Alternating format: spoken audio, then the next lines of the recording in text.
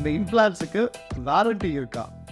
S, டெஃபினட்டாக 100% இந்த இம்ப்ளான்ஸுக்கு warranty இருக்குது.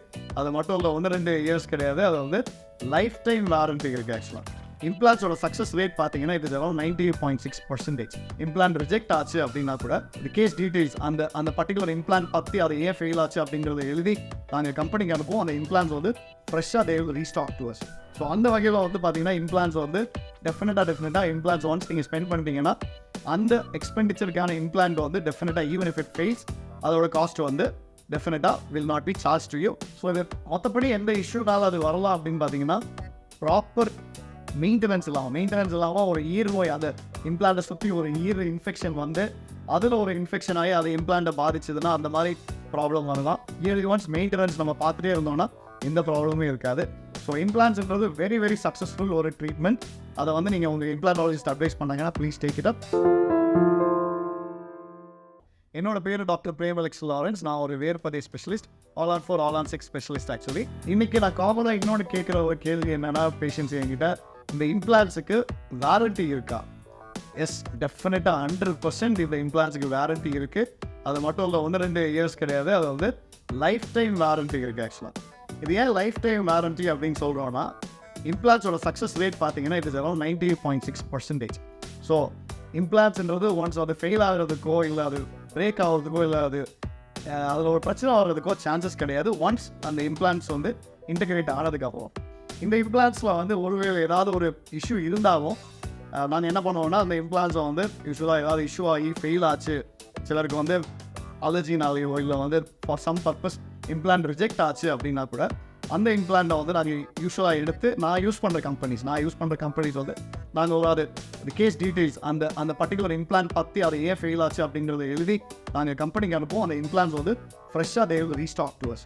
ஸோ அந்த வகையில் வந்து பார்த்தீங்கன்னா இம்ப்ளான்ஸ் வந்து டெஃபினட்டாக இம்ப்ளான்ஸ் ஒன்ஸ் நீங்கள் ஸ்பெண்ட் பண்ணிட்டீங்கன்னா அந்த எக்ஸ்பெண்டிச்சருக்கான இம்ப்ளான்ட் வந்து டெஃபினட்டாக ஈவன் இஃப் இட் ஃபெயில்ஸ் அதோட காஸ்ட் வந்து டெஃபினட்டாக will not be charge to you.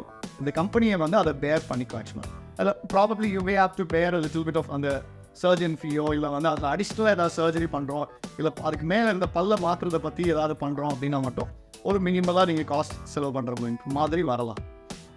இதை தாண்டி எப்போ வந்து இம்ப்ளான்ட் ஃபெயிலியர் நம்ம வந்து அஃபெக்ட் பண்ணலாம் அப்படின்னு பார்த்தீங்கன்னா, அந்த மெயின்டெனன்ஸ் ப்ராப்பராக இல்லைன்னா, அந்த மெயின்டெனன்ஸ்ன்றது என்னென்னா, யூஸ்வலாக நான் என்னோட பேஷண்ட்ஸ் சொல்கிறது நம்ம வந்து I am married to you அப்படிங்கிற மாதிரி. அதாவது இயர்லி ஒன்ஸ் நம்ம கண்டிப்பாக பார்க்க வேண்டியது இருக்கும். அதில் ஏதாவது இஷ்யூ இருக்குன்னா அந்த இஷ்யூ வந்து ஒரு இம்ப்ளான்ட்டில் ஒரு இஷ்யூ வந்து டேக்ஸ் பல வருஷங்களாகும். அது வந்து ஒரு பிரச்சனையாக ஒரு ஈர் நோயோ இல்லை அதை சுற்றி ஒரு ப்ராப்ளம் ஆகணும்னா அது பல வருஷங்களாகும் ஒன்ஸ் இன்டெகிரேட் ஆனதுக்கப்புறம். ஸோ அதை வந்து நம்ம இயர்லி ஒன்ஸ் மீட் பண்ணுறப்போ சின்ன இஷ்யூ இருந்தாலும் அதை நம்ம டெஃபினட்டாக அந்த இடத்துலேயே நம்மளால் சார்ட் அவுட் பண்ண முடியும். ஸோ இது மொத்தப்படி எந்த இஷ்யூனால அது வரலாம் அப்படின்னு பார்த்தீங்கன்னா, ப்ராப்பர் மெயின்டெனன்ஸ் இல்லாமல் ஒரு ஈர் நோய், அதை இம்ப்ளான்ட்டை சுற்றி ஒரு ஈர் இன்ஃபெக்ஷன் வந்து அதில் ஒரு இன்ஃபெக்ஷன் ஆகி அது இம்ப்ளான்ட்டை பாதிச்சதுன்னா அந்த மாதிரி ப்ராப்ளம் வரலாம். சில டைமில் வந்து யூஸ்வலாக ஸ்மோக்கர்ஸ்க்கு வந்து இம்ப்ளான்ஸ் பண்ணுறப்போ நான் சொல்லுவேன் ஒரு 3 மாதம் டெஃபினட்டாக you have to stop smoking அப்படின்றத சொல்லுவேன். அது அப்படியே அவங்க டோட்டலாக ஸ்மோக் பண்ணுறதை ஸ்டாப் பண்ணாலும் it is definitely good. But சிலர் வந்து ஸ்மோக்கிங் இன்க்ரீஸ் பண்ணாங்கன்னா டெஃபினட்டாக தேர்ஸ் அ சான்ஸ் தட் சில டைப்பில் அது இம்ப்ளான்ட் ஃபெயில் ஆகிறதுக்கு சான்ஸ் இருக்குது. இந்த மாதிரி சில டைப்பில் வந்து ட்ராமா, அதாவது ஏதாவது அடிபட்டிருக்கு இல்லை ஏதாச்சும் ஆக்சிடென்ட் ஆகிருக்கு இல்லை வந்து எக்ஸ்ட்ரீமாக ஒரு ஃபோர்ஸ் கொடுக்குற ஒரு கண்டிஷன் வந்தாலும் சில டைமில் வந்து இம்ப்ளான்ஸ் அது மாதிரி ஃபெயில் ஆகிற சான்ஸ் இருக்குது.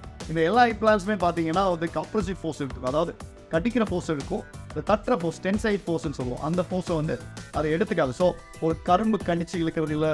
எனக்கு ஒரு பேஷண்ட் வந்து இம்ப்ளான்ட்டை டெஸ்ட் பண்ணுறதுக்காக பியர் பாட்டிலை ஓப்பன் பண்ண ட்ரை பண்ணார். அப்படியே அந்த பல்ல உடச்சிச்சு, இம்ப்ளான்ஸ் நல்லா இருந்துச்சு. பட் ஸ்டில் வந்து அந்த மாதிரி உள்ள எக்ஸ்ட்ரீம் விஷயங்கள் பண்ணாமல் இருந்தாங்கன்னா டெஃபினட்டாக இம்ப்ளான்ஸ் லைஃப் டைம் வரப்போகுது. அதுவும் இயர்லி ஒன்ஸ் மெயின்டெனன்ஸ் நம்ம பார்த்துட்டே இருந்தோம்னா எந்த ப்ராப்ளமும் இருக்காது. ஸோ இம்ப்ளான்ஸ்ன்றது வெரி வெரி சக்ஸஸ்ஃபுல் ஒரு ட்ரீட்மெண்ட். அதை வந்து நீங்கள் உங்கள் இம்ப்ளான்டாலஜிஸ்ட் அட்வைஸ் பண்ணாங்கன்னா please take it up. Once again உங்களுடைய நண்பன் டாக்டர் பிரேம் அலெக்ஸ் லாரன்ஸ்.